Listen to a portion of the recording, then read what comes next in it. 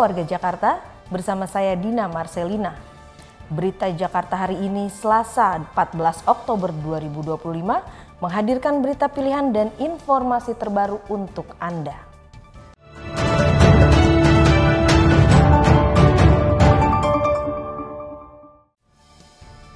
Warga Jakarta, sebelum kita ke berita utama Berita Jakarta hari ini, dari meja redaksi telah kami siapkan 3 berita pilihan dari website beritajakarta.id berikut ini. Untuk mengoptimalkan pencegahan TBC, 69 RW di wilayah Jakarta Utara telah dibentuk menjadi Kampung Siaga TBC.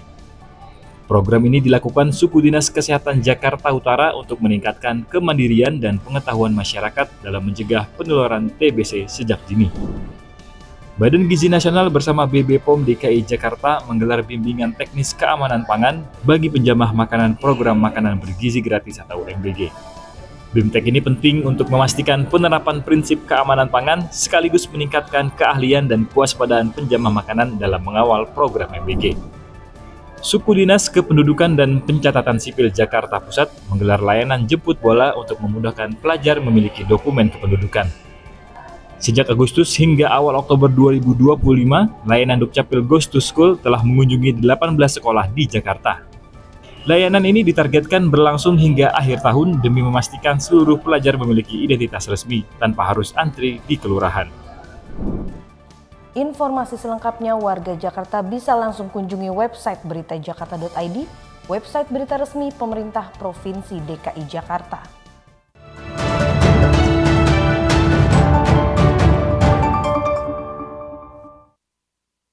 Kita beralih ke berita pertama Berita Jakarta hari ini. Gubernur DKI Jakarta Pramono Anung secara resmi melarang perdagangan dan konsumsi daging anjing serta kucing di Jakarta. Langkah ini dilakukan sebagai wujud nyata komitmen pemerintah Provinsi DKI Jakarta memperkuat perlindungan hewan dan menekan penyebaran penyakit rabies.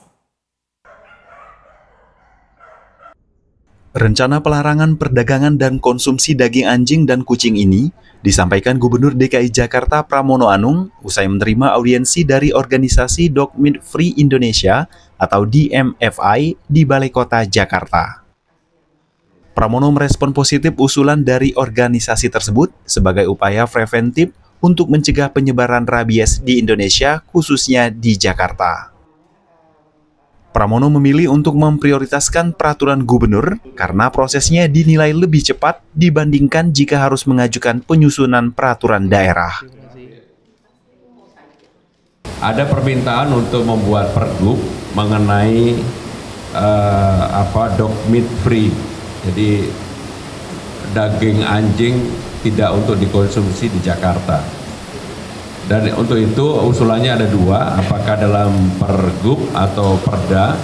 Secara prinsip saya menyetujui, tentunya kalau pergub adalah kewenangan gubernur. Untuk itu tadi saya sudah meminta kepada Balai Kota untuk mempersiapkan dan mudah-mudahan dalam waktu, mudah-mudahan 1 bulan selesai pergub ini. Pergub tersebut dapat menjadi tonggak baru bagi Jakarta dalam upaya pencegahan penyakit zoonosis sekaligus perlindungan hewan. Pramono menambahkan dasar hukum pelarangan konsumsi daging anjing dan kucing sebenarnya sudah tercantum dalam Undang-Undang Nomor 18 Tahun 2012 tentang Pangan serta Undang-Undang tentang Peternakan dan Kesehatan Hewan. Tim Berita Jakarta melaporkan. Kita beralih ke berita selanjutnya. Pemerintah Provinsi DKI Jakarta akan memperkuat konektivitas antar moda transportasi.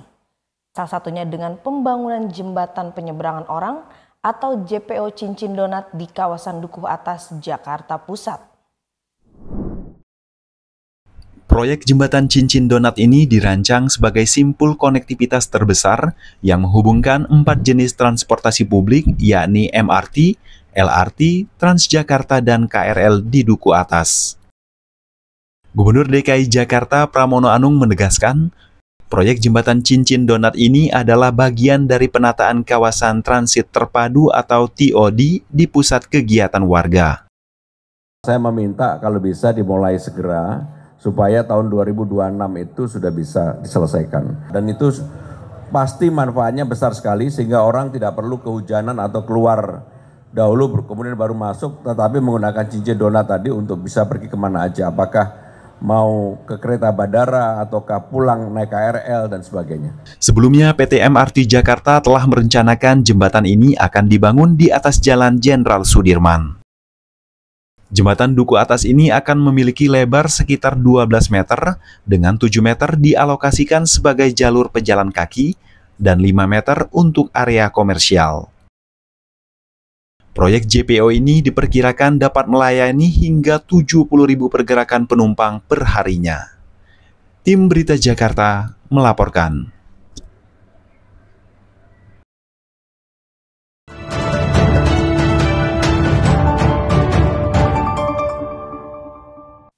Kita masuk segmen Info Jakarta.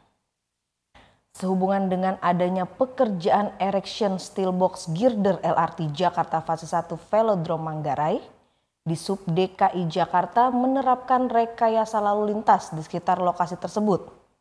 Rekayasa lalu lintas diterapkan mulai 14 Oktober hingga 30 November 2025. Berikut informasinya.